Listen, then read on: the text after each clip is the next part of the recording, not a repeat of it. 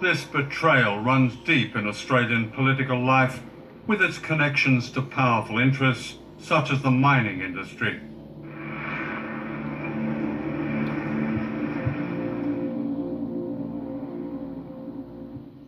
The Australian mining sector is enormously profitable.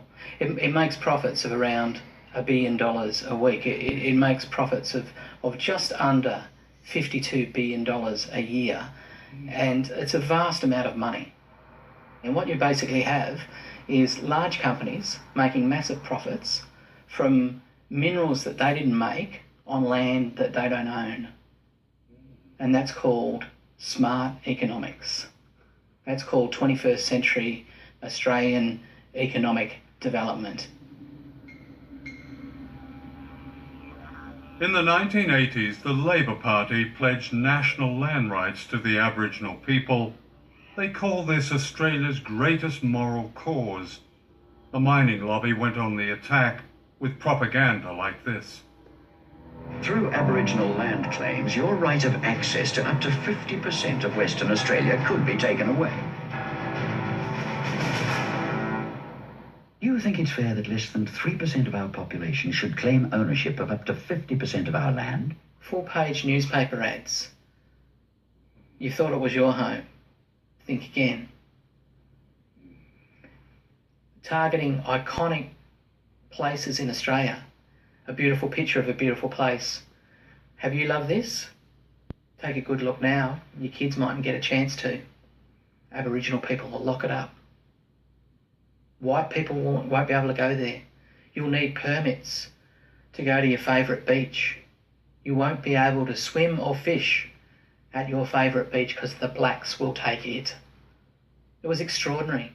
It was bald, crude, and sadly effective.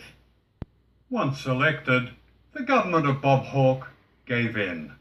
Universal land rights were abandoned. In 2010, the mining industry spent $22 million on a campaign to stop a proposed tax on their super profits.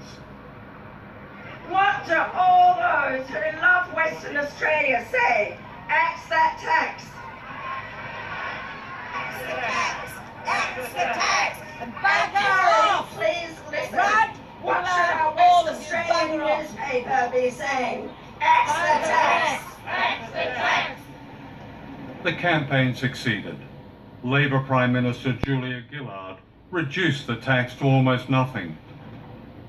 The revenue lost is estimated at $60 billion, enough to fund land rights and to end Aboriginal poverty.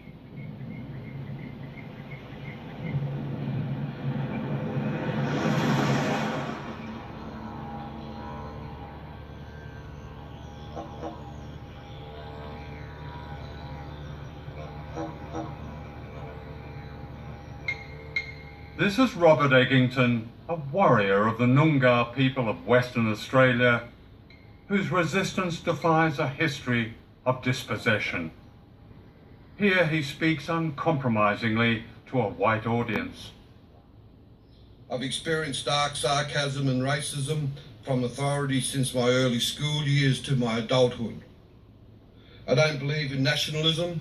It's offensive, and it gives a false sense of identity of those who have stolen lands of which they now believe that they so rightfully inherit. Robert has pursued those who denigrate and exploit Aboriginal people. At a remarkable healing centre in Perth called Dumbarton, Robert and his wife Selina celebrate Aboriginal culture and history. And here they battle a modern disease called suicide. They lost their own son Bob this way. I would say that within the last 2 weeks here in Perth, we would have suffered and we would have experienced 7 to 8 suicides, ranging from young children as young as 14, 15 years of age.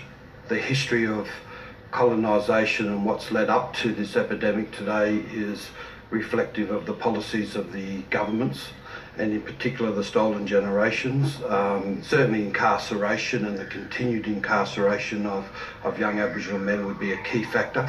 And I think with a lot of young Aboriginal men, the loss of identity, culture and their heritage plays a key role in the sense of where their self-worth is diminished and their value in a society that doesn't value their culture or them as even human beings. For a lot of our young people, they don't see any hope at the end or any light at the end of the tunnel or any hope within their future.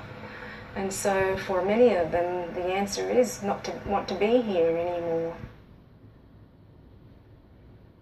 Robert and Selina have made this a memorial room and covered it with photographs of Aboriginal people and their families, all touched by lives cut short. All of the people to whom come here to, be able to emotionally feel a sense of connection and belonging. They're able to and have a place where they can just literally cry here. There's another photograph here of our grandson. He's a very spirited little boy. He lost his dad 4 years ago through suicide, and this very room here is a memorial, is a tribute to his dad, our only son. It was like when our son died, all our hopes and dreams died with him. But that's not the case, because here is our beautiful little boy, and this is where we see our hopes and dreams now with our little grandson, as well as the other 2 grandchildren that we have.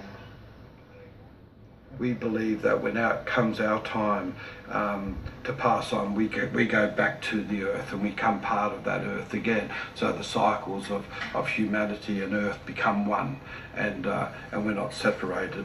So if you've got a belief system, let's say like a Western belief system, you're going to be saved outside of this world in a place called heaven. Well, of course, you can do with this land as you like. You can plunder it, pillage it, rape it and destroy it. It is of no consequence. But in our culture and in our laws, if we were to harm the land and to hurt that land the way in which it's being done today, we would be punished spiritually very severely for that. White Australia doesn't have a sense of belonging to this land. It only has a sense of belonging to the establishments and its institutions and its cities it's built here. It doesn't understand this country. No more whispering in our mind. No more whispering in our hearts. Let's rise up to break these chains. Stop these killing games.